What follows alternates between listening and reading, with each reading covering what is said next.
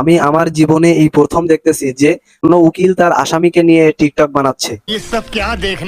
তাহলে তুই আমার ঢাকা শহর একটা 10তলা বাড়ি কিনে দে। এই পৃথিবীতে একমাত্র মা যিনি মামুনের মা, এই মামুনের মা 10তলা বাড়ির লোভে বা 10তলা বাড়ির জন্য তার ছেলে মামুনকে লায়লার হাতে তুলে দেয়। প্রথমে মনে করেছিলাম যে এই ধরনের টিকটকারদের মামলা নিয়ে কারাই বা লড়বে, কিন্তু তারপরে দেখতেছি যে না, এদের মামলা নিয়ে লড়ার জন্য মানে লাইন পড়ে গেছে, বা টিকটকার যে উকিল বা ব্যারিস্টাররা আছে তারা এই মামলা নিয়ে লড়ার জন্য পাগল হয়ে গেছে। আসলে বুঝতে পারতেছি না যে টিকটকারদের মামলা লড়ার জন্য এত উকিল জমা হয়েছে, মানে মানুষ কতটা ভাইরাল হওয়ার জন্য উদ্গ্রীব হয়ে বসে থাকে, মানে পাগল হয়ে যায়। আচ্ছা, তাহলে একজন কেন ভিতরে আরেকজন বাহিরে? মামুনের উকিল তো এর থেকে এক ধাপ এগিয়ে। মামুন টিকটকার এবং খুঁজে বের করেছে আরেকজন টিকটকার উকিলকে।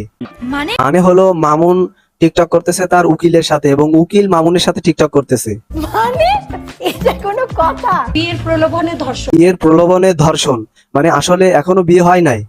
এই মামুন আর লায়লা এরা বিয়ে করে নাই, মানে বিয়ে ছাড়াই এরা একসাথে বসবাস করেছে, একসাথে থেকেছে, মানে এরা লিভ টুগেদারকে প্রমোট করেছে। তাহলে এদের দুইজনকেই তো শাস্তি দেওয়া উচিত, এদের দুইজনকে পিছন দিক দিয়ে হাঁসের গরম ডিম ঢুকাই দেওয়া উচিত। কি বলবো, যাই হোক, একটা বাড়ির জন্য তুমি আমাকে ছেড়ে চলে যেও না। প্রতিদিন দেখেছি যে মামুন রাগ করে চলে গেলে লায়লা তাকে আবার বারবার ফিরিয়ে আনে। এখন দেখতেছি লায়লা বলতেছে যে ওকে নাকি জোর করে রেপ করেছে, ধর্ষণ করেছে। আসলে দুইজনে মিলেই তো করেছে, ও তো আর জোর করে করেনি। জোর করে যদি করতো তাহলে লায়লা বারবার কেন মামুনকে ফিরিয়ে আনতো? এখন আইন নিয়ে ভাবতেছি যে দুইজনের সম্মতিতেই সবকিছু করেছে, কিন্তু মেয়ে ছেলের নামে মামলা করেছে, ছেলেকে জেলখানায় নিয়ে গেছে, পুলিশ ধরে নিয়ে গেছে, এখন ছেলে কিছু করতে পারতেছে না। মানে এ কেমন ধরনের আইন বাংলাদেশে, মানে আমি বুঝতে পারতেছি না। কিছু করার নেই, এটাই বাস্তব। আমি কিন্তু ইচ্ছা করলে মামলা দিতে পারতাম, শিশু অপহরণের মামলা। মামুনের মা এটা কি বললো? মামুন লায়লার নামে শিশু অপহরণের মামলা দিত, এটা কোন ধরনের কথা মামুনের মা বলতেছে? এটা আসলে আমার মাথায় আসতেছে না বা বুঝে আসতেছে না। এ কি শিশু বাচ্চা ফিডার খায় যে আপনি লায়লার নামে শিশু অপহরণের মামলা দিবেন? এটা কোন ধরনের শিশু বা এটা কোন ধরনের বাচ্চা যে 10তলা বাড়ির জন্য সবকিছু করতে পারে, একটা মহিলার সাথে বিয়ে ছাড়া থাকতে পারে 10তলা বাড়ির লোভে? এটা কোন ধরনের শিশু? এটা কি শিশু? কি আশ্চর্য কথা। একটা থাপ্পড় মারা তোর দাঁতে করে ফালা দিব। বাদিনীর বয়স হলো 48, আসামের বয়স হলো 24 বছরের শিশু মামুন। এবং আপনারা ইতিমধ্যে জানতে পেরেছেন যে লায়লার বয়স আগে ফাঁস ছিল না, কিন্তু এখন লায়লার বয়স ফাঁস হয়ে গেছে। লায়লার বয়স 48 বছর, সেটা সামাজিক যোগাযোগ মাধ্যমে আপনারা জানতে পেরেছেন। নিঃসন্দেহে তুই ঠিক কথা বলেছিস।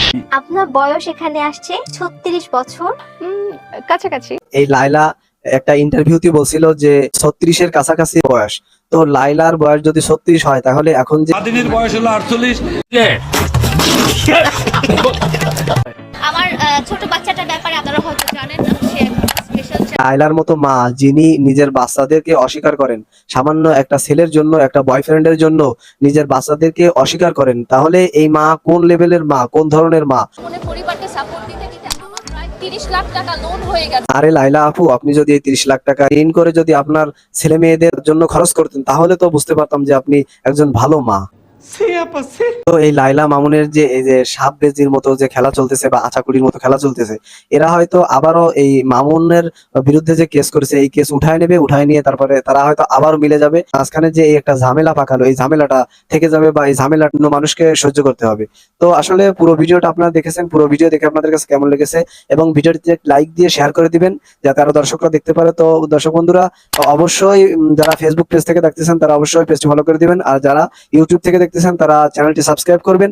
তো সবাই ভালো থাকবেন, সুস্থ থাকবেন, আল্লাহ হাফেজ।